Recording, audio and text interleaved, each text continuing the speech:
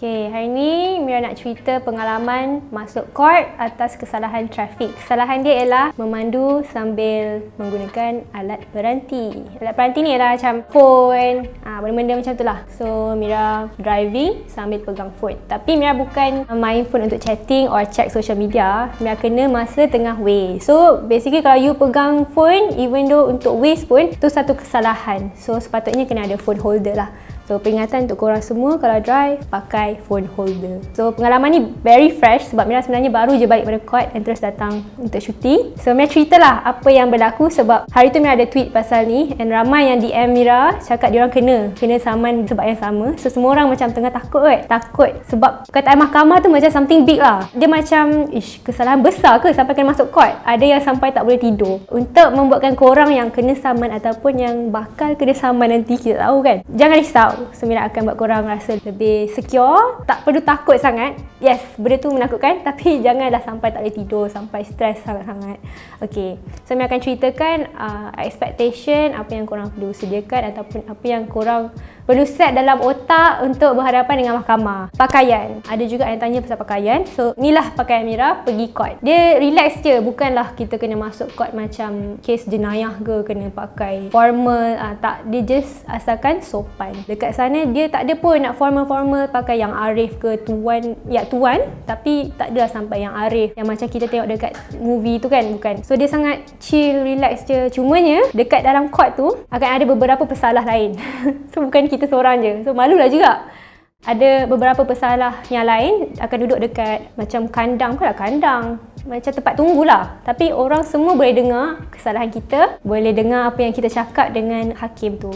So, benda tu agak menakutkan lah. Cumanya jangan risau, sebelum kita masuk court tu nanti akan ada briefing lah oleh pegawai polis. Pegawai polis tadi yang Mira dapat tu sangat chill. Dia buat kita orang rasa macam nothing serious lah, cumanya this is part of the process kalau kena tahan. Sebab actually ni new law tau. Sebelum ni tak. Sebelum ni main phone, langgar traffic light and mungkin tak renew road tax, not sure lah. Tapi yang paling baru ialah phone. Sebelum ni boleh bayar dekat pejabat je macam biasa, tapi lepas diorang enforce law baru ni, kita kena pergi mahkamah. So, tak ada macam belas kasihan lah sebab of course lah benda ni sebenarnya bahaya kan. Bila kita main phone sambil driving, memang bahaya. Cumanya itulah, kena hati-hatilah pakai phone holder kalau nak pakai waste. Okay? Proses dalam mahkamah tu tak lama untuk setiap orang. Setiap orang mungkin dalam 5 ke 10 minit je. Sebab judge akan bacakan, kalau judge akan bacakan, nanti akan adalah proses pembacaan kesalahan. Lepas tu kita mengaku salah atau tak. Tu je. Lepas tu bila kita dah mengaku salah, let's say kita mengaku salah, nanti dia akan tanya, ada nak buat rayuan? So, time tu lah kita kena pulun buat rayuan. Macam contoh Mira bagi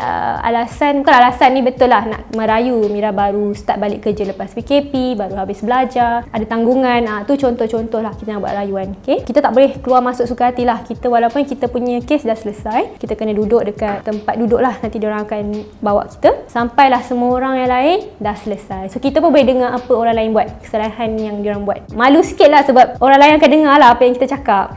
Tapi proses tu sekejap je. Cuma kena tunggu semua orang habis tu yang lama tu. Mira pergi pukul 8, 9.30 habis lah. Lepas tu kita terus pergi bayar. Tu penting. Bayar on the same day. Kalau tak dapat bayar, kena masuk penjara 2 minggu.